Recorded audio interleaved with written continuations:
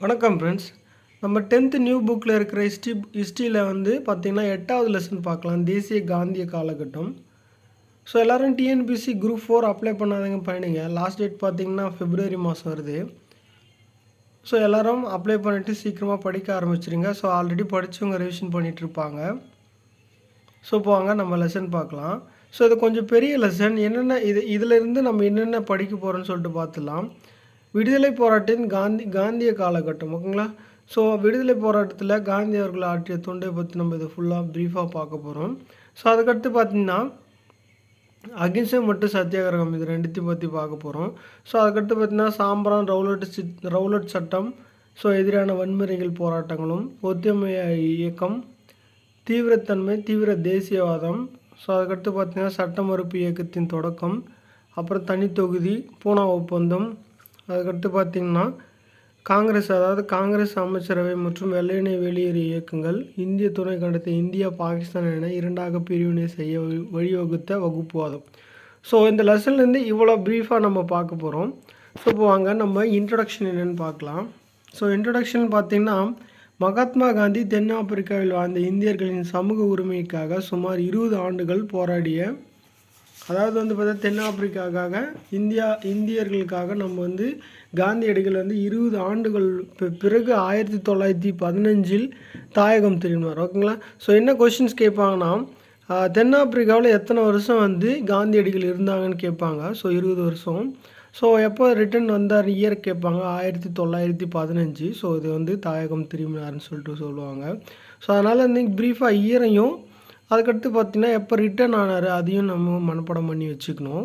So அதுக்கடுத்து பார்த்திங்கன்னா இந்திய அரசியலுக்கு புதிய எழுச்சியை அவர் ஏற்படுத்தினார். தென்னாப்பிரிக்காவில் அவர் ஆண்கள், பெண்கள், இளைஞர்கள், முதியோர்கள் என அனைவரும் பின்பற்றத்தக்க சத்தியாகிரகம் என்ற புதிய வழிமுறையை அறிமுகம் செய்தார், ஓகேங்களா. ஸோ இன்ட்ரடக்ஷன் பார்த்திங்கன்னா, காந்தியடிகள் தென்னாப்பிரிக்காவில் 20 வருஷம் இருந்தார். ஸோ அதுக்கப்புறம் எப்போ திரும்பினார்னா 1915 தாயகம் திரும்பிட்டார். ஸோ அவங்க பார்த்திங்கன்னா அதாவது ஆண்கள், பெண்கள், இளைஞர்கள், முதியோர்கள் என அனைவரும் பின்பற்றத்தக்க சத்தியாகிரகம் என்ற புதிய வழிமுறையை அறிமுகம் செய்தார், ஓகேவா. ஸோ இப்போ வாங்க நம்ம காந்தியடிகள் மக்கள் தேசியம் பார்க்கலாம். எப்படி உருவானார் காந்தியடிகள் அப்படின்னு சொல்லிட்டு பார்க்கலாம். ஸோ குஜராத் போர்பந்தில் ஒரு வசதியான குடும்பத்தில் 1869 அக்டோபர் 2ஆம் நாள் மோகன்தாஸ் கரம்சந்த் காந்தி பிறந்தார், ஓகேங்களா. ஸோ அக்டோபர் 2, 1869 அவர் பிறந்தார், ஓகேங்களா. ஸோ காந்தி ஜெயந்தி எப்போ கொண்டாடுறோன்னா அக்டோபர் 2, ஓகேவா. ஸோ அதுக்கடுத்து பார்த்தீங்கன்னா அவரது தந்தையார் கபா காந்தி போர்பந்தின் திவானாகவும் பின்னர் ராஜ்கோட்டில் திவானாகவும் பொறுப்பு வகித்தார். அவரது தாயார் புத்திலிபாயின் தாக்கம் இளையவரான காந்தியின் நடவடிக்கையில் பெரிதும் இருந்தது, ஓகேவா.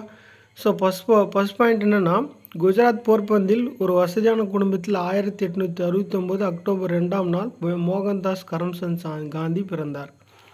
ரெண்டாவது பார்த்திங்கன்னா, அவரது தந்தையார் கபா காந்தி போர்பந்தின் திவானாகும், அதாவது அவர் அப்பா என்னவா இருந்தாருன்னு கேட்பாங்க. போர்பந்தின் திவானாகவும் பின்னர் ராஜ்கோட்டில் திவானாக இருந்தார் அப்படின்னு சொல்லிட்டு நம்ம ஆன்சர்ஸ் சொல்லலாம். பொறுப்பு வகித்தார், ஓகேவா. அவரோட தாயார் பேரும் கேட்பாங்க. புத்திலிபாயின் தாக்கம் இளையரான காந்தி நடவடிக்கையும் பெரிதும் இருந்தது, ஓகேவா. ஸோ அதுக்கடுத்து பார்த்திங்கன்னா அவரோட படிப்பை பற்றி சொல்லியிருப்பாங்க. பதின்மா பள்ளி மெட்ரிகுலேஷன் படிப்பை முடித்து காந்தியடிகள் சட்டம் பயிலுவதற்காக 1888 இங்கிலாந்திற்கு கடல் பயணம் மேற்கொண்டார். 1891ஆம் ஆண்டு ஜூன் மாதம் வழக்கறிஞர் பட்டம் பெற்ற பின்பு அவர் பிரிட்டிஷாரின் நிதி மற்றும் நியாய முறையில் நம்பிக்கை கொண்டவராக இந்தியாவுக்கு திரும்பினார், ஓகேவா. ஸோ இந்தியாவுக்கு எப்போ ரிட்டர்ன் ஆனார்னா 1891. எப்போ அவர் சட்டம் பயிலுவதற்காக இங்கிலாந்து போனார்னா 1888, ஓகேவா. ஸோ அதுக்கடுத்து பார்த்திங்கன்னா, இந்தியா திரும்பியவுடன் பம்பாயின் வழக்கறிஞராக பணியாற்ற காந்தியடிகள் மேற்கொண்ட முயற்சிகள் தோல்வியடைந்தது. ஸோ வழக்கறிஞராக அதாவது பம்பாயில் வழக்கறிஞர் ஆகிறதுக்கு ரொம்ப ட்ரை பண்ணியிருக்காரு. ஸோ அது தோல்வியில் முடிஞ்சிச்சுன்னு சொல்கிறாங்க. ஸோ அப்போ தான் பார்த்திங்கன்னா தென்னாப்பிரிக்காவில் இருந்த குஜராத் நிறுவனம் ஒன்று சட்ட உரிமை வழக்குகள் தொடர்பாக காந்தியடிகளை கான்டாக்ட் பண்ணியிருப்பாங்க. ஸோ என்ன சொல்கிறாங்கன்னா, தென்னாப்பிரிக்காவிலிருந்து குஜராத் நிறுவனம் ஒன்று, அதாவது தென்னாப்பிரிக்காவில் குஜராத் நிறுவனம் வந்து காந்தியடிகளை வந்து சேவையை நாடியிருக்காங்க. ஓகேங்களா. ஸோ இந்த வாய்ப்பை ஏற்றுக்கொண்ட காந்தியடிகள் 1893 ஏப்ரல் மாதம் தென்னாப்பிரிக்காவில் புறப்பட்டு சென்றார். ஓகேவா. ஸோ அவர் எப்போ போனார்னா 1893 ஏப்ரல் மாதம் தென்னாப்பிரிக்காவில் புறப்பட்டு சென்றார். தென்னாப்பிரிக்காவில் தான் முதன்முறையாக அவர் இனவெறியை எதிர்கொண்டார். ஓகேவா. ஸோ அவர் இனவெறியை எங்கே எதிர்கொண்டார்னு கேட்பாங்க. தென்னாப்பிரிக்காவின்னு சொல்லிட்டு ஆன்சர் போடலாம். ஸோ அது டர்பனில் இருந்து பிரிட்டோரியாவுக்கு ரயில் பயணம் மேற்கொண்ட போது. ஸோ எங்கேருந்து எங்கே போனாருன்னு சொல்லிட்டு கேட்பாங்க. டர்பனில் இருந்து பிரிட்டோரியாவுக்கு ரயில் பயணம் மேற்கொண்ட போது பீட்டர் மாரிஸ்பர்க் ரயில் நிலையத்தில் முதல் வகுப்பு பெட்டியிலிருந்து வலுக்கட்டாயமாக வெளியேற்றப்பட்டார். காந்தியடிகள் இதை எதிர்த்து போராட உறுதி பூண்டார். ஓகேவா.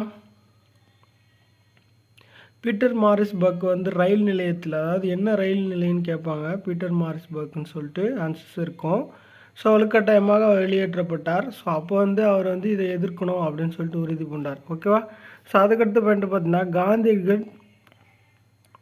காந்தியடிகள் டிரான்ஸ்வாலில் உள்ள இந்தியர்களின் கூட்டத்தை கூட்டி அவர்கள் தங்களுடைய குறைகளை உறுதியுடன் வெளிப்படுத்தி களைவதற்காக ஒரு அமைப்பை ஏற்படுத்த வேண்டும் என்று அறிவுறுத்தினார். ஓகேவா. ஸோ நமக்குன்னு ஒரு அமைப்பு இருக்கணும்னு சொல்லிட்டு அவர் வலியுறுத்தியிருக்காரு.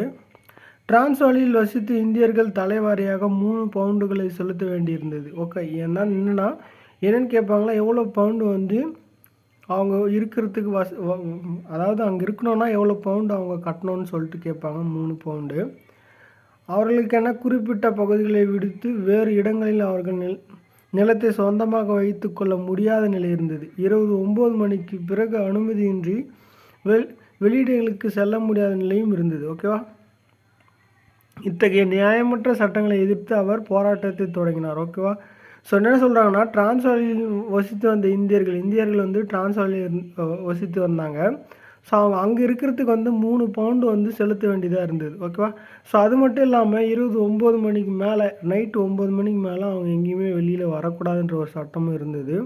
அதே மாதிரி அங்கே டிரான்ஸ்வாலில் மட்டும்தான் அவங்க இடம் வாங்கணும், விற்கணும். மற்றபடி அந்த டிரான்ஸ்வாலை தவிர்த்து வேறு எங்கேயும் நம்ம இடம் வாங்காத மாதிரி இருந்தது அந்த சூழ்நிலை, அன்னையோட சூழ்நிலை. ஓகேங்களா. ஸோ இதெல்லாம் வந்து எதிர்த்து காந்தியடிகள் போராட்டத்தை மேற்கொண்டார். காந்தியடிகளுக்கு டால்ஸ்டாய், ஜான் ராக்சன் ஆகியோரின் எழுத்துக்களுடன் அறிமுகம் கிடைத்தது. ஸோ கடவுளின் அரசாங்கம் முன்னில் உள்ளது, the kingdom of God is within you என்ற டால்ஸ்டாயின் புத்தகம், அண்டு தி லாஸ்ட் என்ற ஜான் ராக்சன் எழுதிய புத்தகம், தாராவின் சட்ட மறுப்பு, சிவில் டிசோபீடியன்ஸ் ஆகிய புத்தகங்களால் காந்தியடிகள் பெரும் தாக்கத்திற்குள்ளாகினார். இப்போ ராக்சன் அவர்களால் பெரிதும் ஈர்க்கப்பட்ட காந்தியடிகள் பீனிக்ஸ் குடியிருப்பையும் 1905 டால்ஸ்டாய் பண்ணையும் 1910 நிறுவினார். சமத்துவம், சமூக வாழ்க்கை செய்யும் தொழில் மீது மரியாதை ஆகிய நற்பண்புகள் இந்த குடியிருப்புகளில் ஊக்கப்படுத்தப்பட்டன. சத்தியாகிரகங்களுக்கு இவையே பயிற்சியாளராக திகழ்ந்தன. ஸோ என்ன சொல்கிறாங்கன்னா, ராக்சன் அவர்களின் பெரிதும் ஏற்கப்பட்ட காந்தியடிகளின் பீனிக்ஸ் குடியிருப்பு 1905. ஓகேவா. ஸோ அதுக்கடுத்து 1905 பீனிக்ஸ் குடியிருப்புன்னு சொல்லிட்டு கேட்பாங்க. ஸோ மனப்பாடம் பண்ணி வச்சுக்கோங்க. ஸோ அதுக்கடுத்து பார்த்தீங்கன்னா, டால்ஸ்டாய் பண்ணையும் 1910. ஸோ பீனிக்ஸ் குடியிருப்பு 1905, டால்ஸ்டாய் பண்ணையும் 1910. ஓகேவா. ஓகே ஃப்ரெண்ட்ஸ், அடுத்த வீடியோவில் நம்ம அடுத்த பாயிண்ட் பார்க்கலாம். ஸோ இது எல்லாமே வந்து பார்த்தா புக்ஸ் வைஸாக இன்ஸ் பை இன்ஸ் நோட்ஸ் எடுத்திருக்கேன். ஸோ ஆல்ரெடி படித்தவங்களுக்கு ஒரு ரிவிஷன் மாதிரி இருக்கும். ஸோ அதே மாதிரி இதையும் மனப்பாடம் பண்ணி வச்சுக்கோங்க. The kingdom of God within you யார் எழுதுனாங்கன்னு பாட்டு கேட்பாங்க. ஸோ அதுக்கடுத்து பார்த்தீங்கன்னா, அண்டு தி லாஸ்ட் இதையும் யார் எழுதுனாங்கன்னு கேட்பாங்க.